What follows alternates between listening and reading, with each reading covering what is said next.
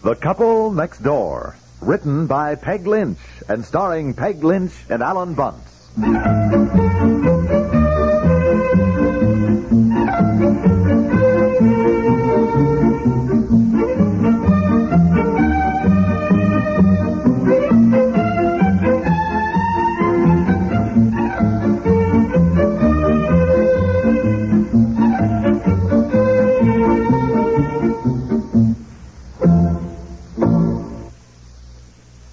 Ladies and gentlemen, Mrs. Franklin D. Roosevelt.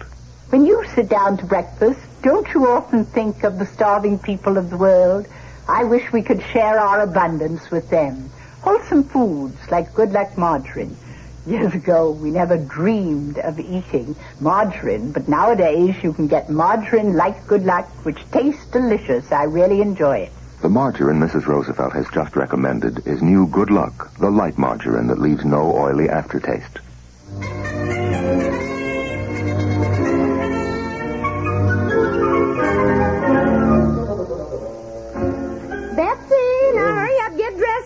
Oh, golly. Good morning, dear. Oh, yeah. Buongiorno. How's your cold this morning? You feel well enough to go back to work? Did you hear what I said? Buongiorno. Yes, well, I didn't set the alarm, and I overslept, so if you're going to work... Buongiorno. Oh, buongiorno. I haven't time for all that Look, now. if we're going to learn the language now, there's only one way to do it, and that's to speak it with each other. Well, considering the fact that so far we only know 2 words, we can hardly carry on a very stimulating conversation. Yeah, well, just same. Every little bit helps now. You have to get the feeling of it. Look, I asked you, are you going to work today? How are you this morning? No, wait a minute. We learned yesterday what how are you is. Como sta?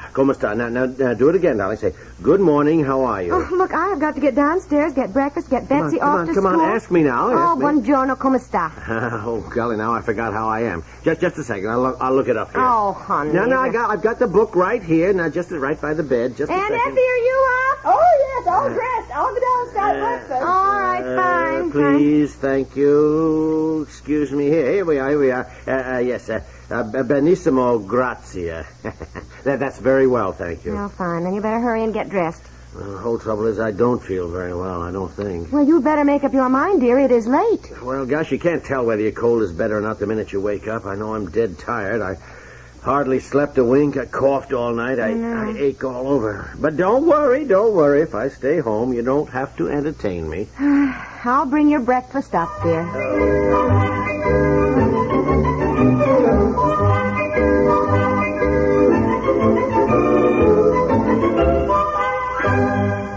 This is Galen Drake.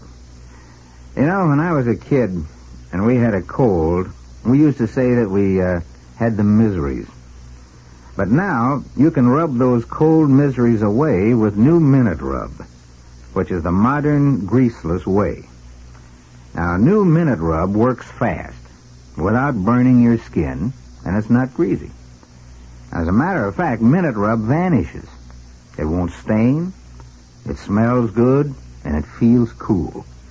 And yet it will relieve that chest tightness and muscular misery of a cold. And by the way, it's great for muscular pain, too. Next time you shop and pick up some new greaseless Minute Rub and try it. It's great.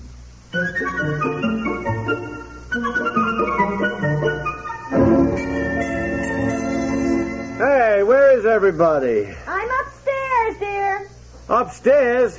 Pete's sakes, you wrap me all up in a blanket here in the living room so I can be downstairs with you, and you both go upstairs. Well, I'm not upstairs. What do you want now? Oh, well, I don't know. I just wondered where you all were. What are you doing? Well, I finished the breakfast dishes, and I started making a cake. What does he want now, Aunt Effie? He just wondered where we were and what we were doing.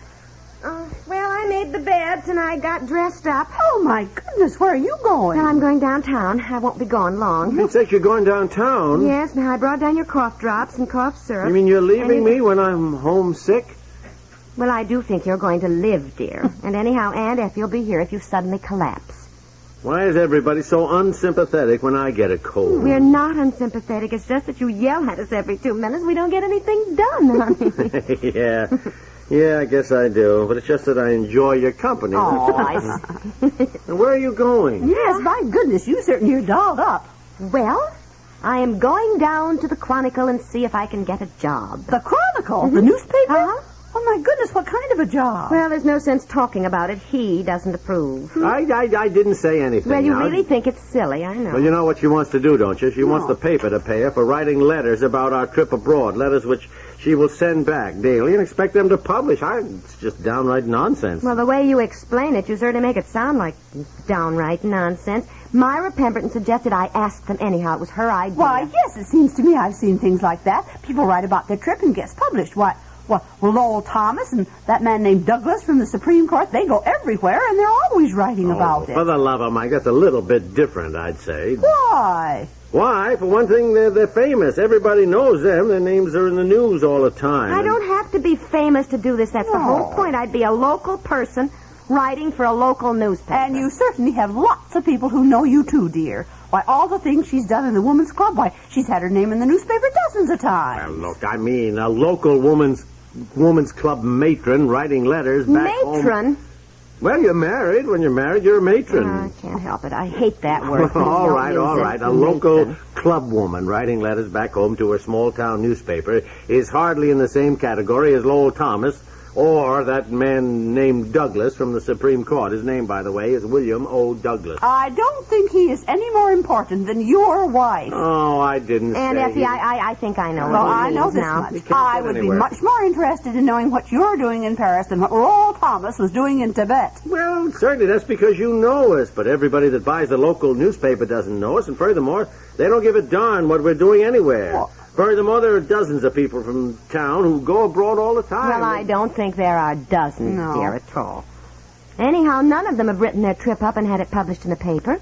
Maybe none of them even suggested it to the paper before, so this would be something new.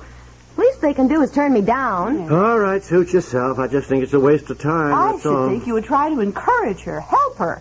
Since your business expenses do not include her, she has to get money somewhere to pay her own way. I know. It just seems to me that there must be some other way, that's all. What? If we hadn't built this house and used up our savings, well, there's no sense going over all that again. Well, what kind of letters would you write, dear? Sort of a diary?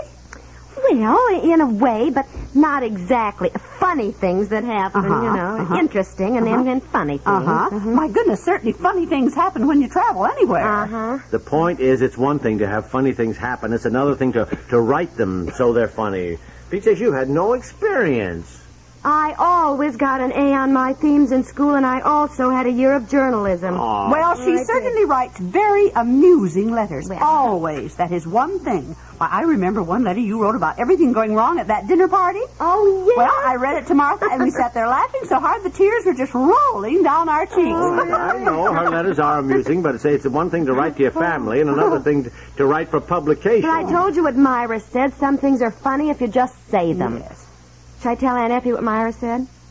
I don't remember. Oh, yes, you do. Aunt Effie, Myra said, supposing one letter just started by saying, "This morning my husband fell overboard." There, you see, Myra was right. She said right away it's funny. Well, it is, yes. And if he doesn't jump, maybe you could push him just to get a story. That's what I said. If you're squeamish about it, I could do it.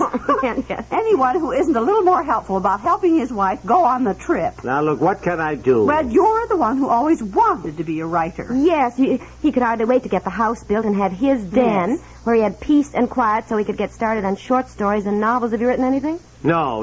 The main reason I haven't is that my den is turned into the family room. You're right, dear. That's cozier in there. Well, it seems to me if she goes down to the newspaper to ask them if they're interested, she ought to have a sample or whatever you call it.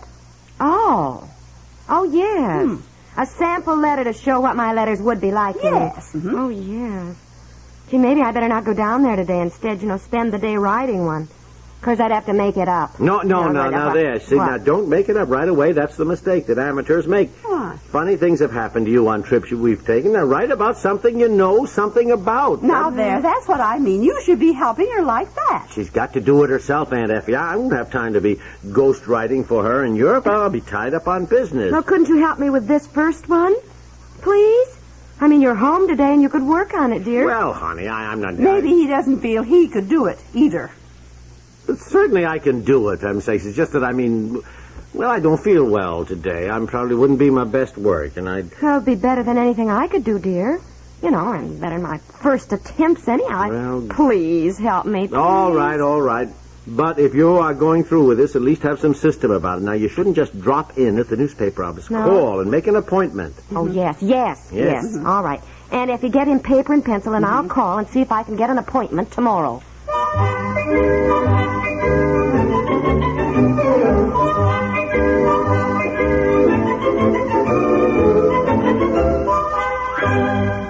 In 1957, the Russians published 130 million books for distribution throughout the free world. These books are full of communist propaganda and lies about our country. More of these books are being printed all the time, and many are being distributed free. We can help to counteract this vicious campaign by sending our own books with the true facts to these same nations. Pick out a few books from your own collection, something perhaps by Mark Twain or Ernest Hemingway. If they're in good condition and have hard covers, send them to Books from America, Box 1960, Washington 13, D.C. Maybe in addition to works of literature, you have a recent American history book or an up-to-date geography. Send that along, too. Do your bit to combat communist propaganda. Send your books to Books from America, Box 1960, Washington 13, D.C.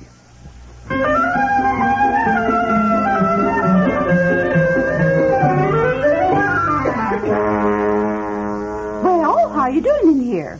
Haven't you written anything? Oh, my goodness, now don't bother him, Aunt Effie. But he's just sitting there staring out the window the way he was an hour ago. Look at all these crumpled pieces of paper. Yeah, just let him alone. Let him alone. They're no good. I just can't get started right. Oh. I mean, a writer has to have inspiration. You can't turn out a masterpiece just because you got a pencil in your hand. No, of course not, dear. You're so sweet to help me, anyhow. No, well, what are you all doing? Well, Aunt Effie's frosting the cake, and I've been studying this little Berlitz Italian phrase book for travelers, you know. Actually, and maybe this will inspire you to think better, so I do get to go on the trip with you. Because in case I don't, I'm checking the section here about being sick, dear. Being sick? Yes. This section called Is There a Doctor in the House? And it tells the things that you'd better learn, honey, if you're sick alone in Italy. Well, now, don't look worried. You probably won't be sick. But you'd better learn how to say some of these things like, please call a doctor immediately. I have a pain here. Is it really necessary to have an operation? Well, what time is your appointment at the Chronicle tomorrow? 10 o'clock. Well, come on, Aunt Effie. Let's leave him alone so he can think of something funny, you know, to write about for me. Something funny. Oh, God.